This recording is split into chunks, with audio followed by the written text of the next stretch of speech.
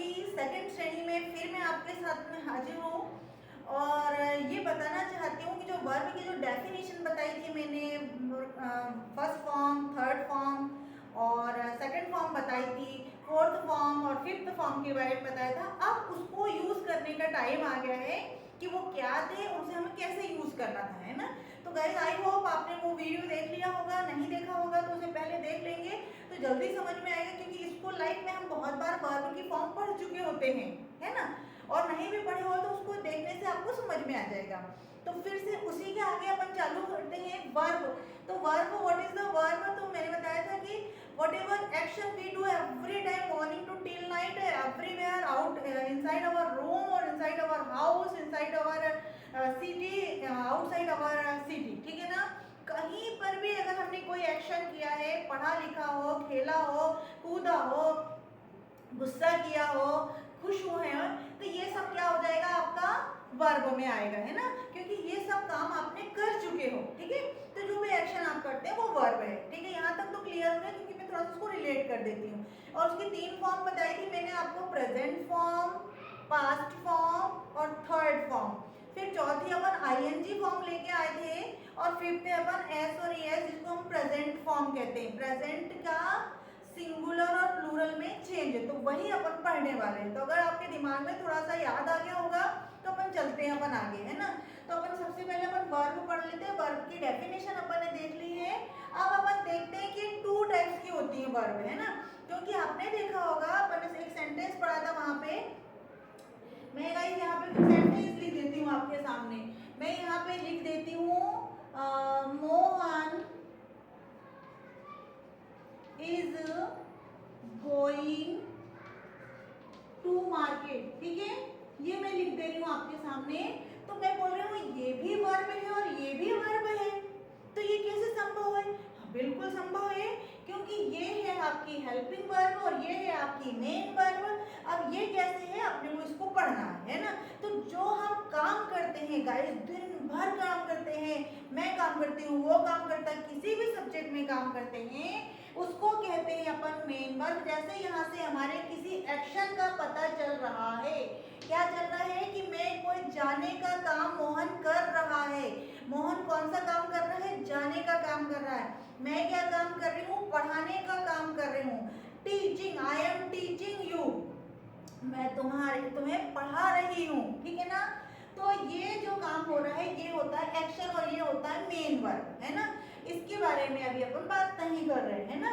अब हम ये क्या है, फिर ये तो मेन वर्ब समझ में आया, तो फिर ये क्या है? तो ये अपन पढ़ेंगे यहाँ पे। ये जो प्रिंसिपल वर्ब, ये दो प्रकार की वर्ब बताए मैंने। जो पहली होती है मेन वर्ब, उसमें सभी क्रियाएं होती है, और दूसरी होती है ऑक्सिलरी वर्ब। ध्यान से सुनना, ऑक्सिलरी वर्ब। ऑक्सिलरी वर्ब को हम फिर तीन भागों में डिवाइड करते हैं। ध्यान से सुन लो, यहाँ पे मैंने लिखा है, इसको मैं बाद में डिस्क्राइब करती हूँ। यहाँ पे ऑक्सिलरी वर्ब फिर तीन पार्ट्स में डिवाइड हो जाती है। पहली होती है प्रिंसिपल वर्ब, सेकंड होती है मॉडल वर्ब और थर्ड होती है सेमी मॉडल वर्ब। तो देखो गाइस, यहाँ पे लिखा हुआ है मैंने प्रिंसिपल वर्ब जो होते हैं ना, जिसे टू बी वर्ब बोलते हैं ना जिसको, वो यहाँ आता है is am are, was were. ये इज एम आर हम कहाँ यूज करते हैं? प्रेजेंट में यूज करते हैं। ध्यान से सुनना, जो काम हम अभी कर रहे हैं या जो स्टेट अभी चल रही है प्रेजेंट में, वहां पे हम इज एम आर यूज करते हैं। वॉज वर हम पास्ट में यूज करते हैं कि जो काम हम चाहे कर चुके हो, चाहे हमारी किसी अवस्था की बात होगी, वहां हम वॉज और वर यूज करते हैं। डू, डज, डिड, जो सिंगुलर और प्लूरल चीजें होती है, जैसे मैंने बताया था ना कि वर्ब भी बदल सिंगुलर और प्लूरल होती है, तो वहां पे हम जो सिंगुलर वर्ब होती है उनके साथ अपन डज का यूज करते हैं, और जो प्लूरल वर्ब होती है उनके साथ अपन डू का यूज करते हैं ना। सब्जेक्ट के साथ में, सिंगुलर सब्जेक्ट के साथ में डज और प्लूरल सब्जेक्ट के साथ में क्या करेंगे, अपन डू का यूज करेंगे। और डिड अपनी पास्ट की है, ठीक है। यहाँ पे इनका मतलब होता है, हो का, और हूँ का सेंस यहाँ था, थे का सेंस निकलता है, यहाँ ता, ते, ती का सेंस निकलता है। और डिड का मतलब पास्ट में बोलते हैं ना कि था, पास्ट में जो काम हम कर चुके हैं उसका सेंस निकलता है, ठीक है गाइस। यहाँ पे फिर से एक बार करती हूँ, ये प्रिंसिपल वर्ब है। और हैज हैव जहाँ हम परफेक्ट टेंस की बात करेंगे अभी फ्यूचर में, आप जब टेंस वैसे पढ़ लिए होंगे, नहीं भी पढ़े होंगे तो इसको फिर से समझ लेना। तो जो प्रेजेंट परफेक्ट टेंस की बात करते हैं, पास्ट परफेक्ट टेंस की बात करते हैं, फ्यूचर परफेक्ट टेंस की बात करते हैं, वहाँ पे अपन हैज हैव हैड यूज करते हैं। वहीं पे जब हम पोजीशन वाली बात करते हैं तो वहाँ पे भी हम हैज हैव का यूज करते हैं। तो ये एक प्रकार की हेल्पिंग वर्ब हो गई, है ना। अब ये यूज करेंगे कि कहाँ हम इसको हेल्पिंग वर्ब के लिए यूज कर रहे हैं, कहाँ हम पोजीशन के लिए यूज कर रहे हैं, इसको हम समझाएंगे, ठीक है। तो पहले इसको बहुत क्लियर करो क्योंकि सबसे ज्यादा यूज हम इसी का करने वाले हैं, हर सेंटेंस में इसका यूज करने वाले हैं ना, ठीक है। आगे बढ़ते हैं, ऑक्सिलरी वर्ब में ही सेकेंड पार्ट में लेके आते हैं modal verb. Guys modal verb वो होते हैं जिनके साथ हमेशा हमेशा वर्ब की फर्स्ट फॉर्म का यूज किया जाता है ना। पहले गाइस मैं इसका एक एग्जांपल आपको दे देती हूँ तो आपको समझ में आएगा। देखो Ram is a boy, Ram is a boy, यहाँ पे भी आपकी जरूरत पड़ रही है हेल्पिंग वर्ब की। और आपको यदि मैं लिखती हूँ यहाँ पे मोहन इज गोइंग टू, यहाँ पे दोनों जगह इसका यूज कर रहे हैं। इसका मतलब आप स्टेट ऑफ बीइंग में भी इसका यूज करते हैं और जब टेंस के सेंटेंस बनाते हैं उसमें भी उसका यूज करते हैं। तो ये वर्ब ही कहलाती है, हेल्पिंग वर्ब कहलाती है। यहाँ पे अपन आगे पढ़ रहे हैं, क्या उसको एग्जाम्पल में ले लेकर के आएंगे, ठीक है। तो प्रिंसिपल वर्ब कितने प्रकार की बता दी मैंने, 1 2 3 4 5 6 7 8 9 10 11। ये कितनी हो गई गाइस, 11 हो गई, ठीक है। अब अपन मॉडल वर्ब पे जंप करते हैं। तो मॉडल वर्ब गाइस अगर आपको बहुत ज्यादा नहीं पता होगा तो कैन, मे, क्लास में आप पूछते ही हो कभी ना कभी, मैं I come in ma'am, I can do this work, इस प्रकार का आप लेते ही लेते हो। तो इस प्रकार के जो मॉडल होते हैं इनको हम कहते हैं मॉडल वर्ब। मॉडल वर्ब में हमेशा वर्ब की फर्स्ट फॉर्म का यानी जो मेन वर्ब का फर्स्ट फॉर्म लेकर के आते हैं और उसके साथ सेंटेंस को पूरा करते हैं। और आपको जो भी एबिलिटी बताना है, आपको कोई एडवाइस देना है, कोई परमिशन देना है, वहां पे आप इसका यूज कर सकते हैं। तो will, would, shall, should, may, might, can, could, ought to, must, ठीक है। ये आपके पास हो गई इतनी model verb, I think complete हो गई होगी। 1 2 3 4 5 6 7 8 9 10, ये आपकी हो गई 10, ठीक है गाइस। यहाँ तक ये क्लियर हुआ, मॉडल वर्ब कहते हैं इसको अपन। अब सेमी मॉडल गाइस, हमेशा कभी कभी ये सुना होगी कि मैं ये काम करता था, मैं किसी से डरता नहीं है, कि हाउ डेयर यू, ये तो सुना ही होगा, हाउ डेयर यू, तुम्हारी हिम्मत कैसे हो गई, है ना।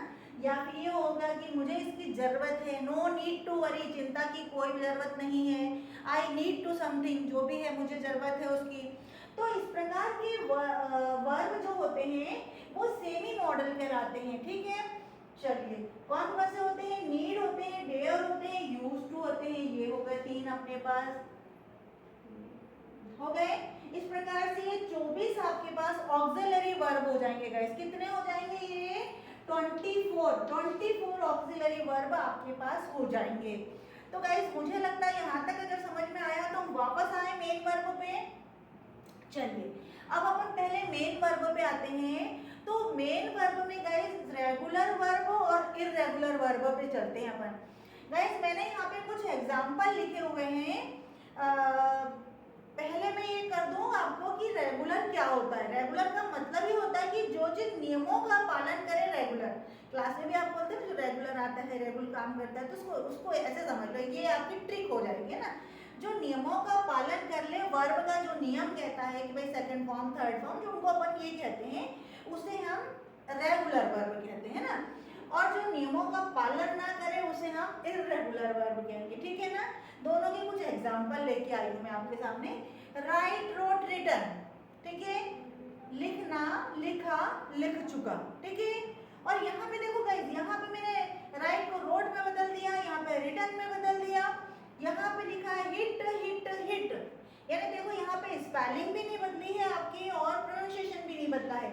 तो यह तीनों में एक जैसा होता है। लेकिन इसको पहचानेंगे कैसे, यही तो बात हम बता रहे हैं कि इसमें हम इजीली पहचान जाते हैं कि ये सेकंड फॉर्म है, ये फर्स्ट फॉर्म है और ये थर्ड फॉर्म है। क्लियर हुआ। और इसमें हम पहचान ही नहीं पाते हैं कि कौन सी थर्ड फॉर्म है। हो गया इजी, ट्रिक समझ में आ गया।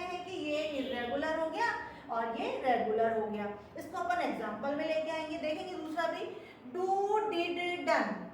डू यानी करना, डिड मीन्स किया, डन मीन्स कर चुका, ठीक है ना।